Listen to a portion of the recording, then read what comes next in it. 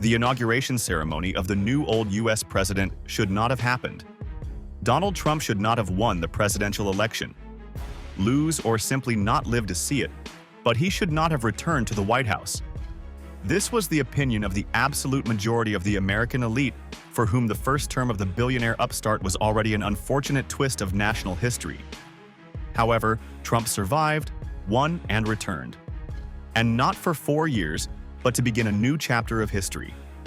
Not only American, but also global.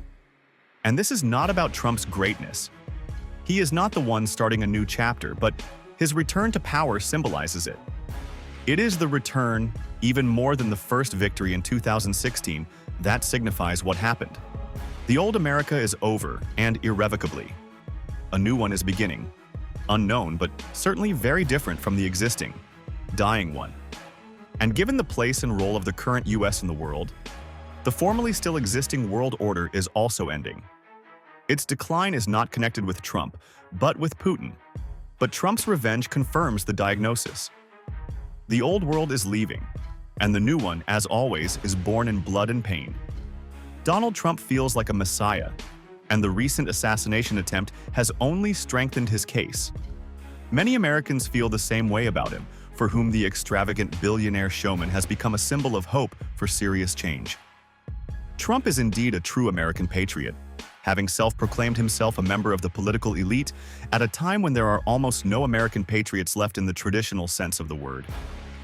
The establishment of recent decades has consisted of either hardened cynics or people who consider America the pinnacle of human civilization, called to shepherd all the peoples of the world, although these two hypostases easily combine.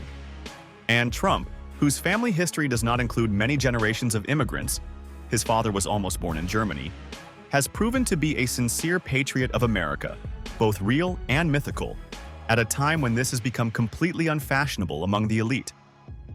But this alone, combined with his personal fighting qualities, would not have been enough to break the two-party machine and become president twice. There needed to be a demand from below for such a guy, and it had formed in American society by the middle of the last decade. But even this would not have been enough.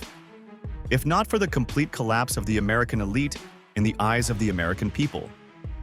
Disappointment in systemic politicians, the inhabitants of the Washington swamp, had been accumulating for a long time. But by the time Trump was nominated in 2015, it had reached its maximum. The establishment had become so out of touch with reality that it was no longer even going to hide its family oligarchic nature.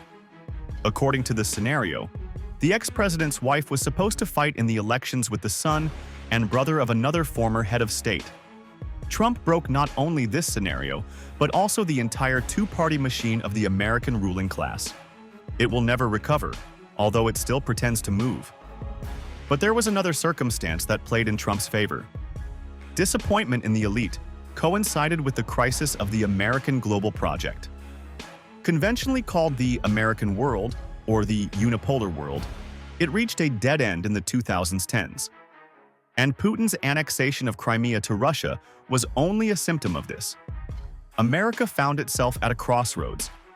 Continue to build an American-centric world, trying to maintain global dominance, or admit the hopelessness of this undertaking and turn to repairing and strengthening its own state. Most of the establishment favored the first option, and most of the people favored the second. Trump not only grasped this moment, he began to call things by their proper names. He did not simply play on the opposition of the elites to the people. He said that the elite is ineffective, that its bet on world domination is broken, that everyone will lose with it. He essentially scared Americans with the idea that, if it loses, the cosmopolitan elite will drag all of America down with it. And he was not far from the truth. It is useless to guess what Trump will achieve in his 4 years of a second term, but the most unpredictable US president has already changed America. And it will undoubtedly change even faster now, along with the world, which has entered the post-American era.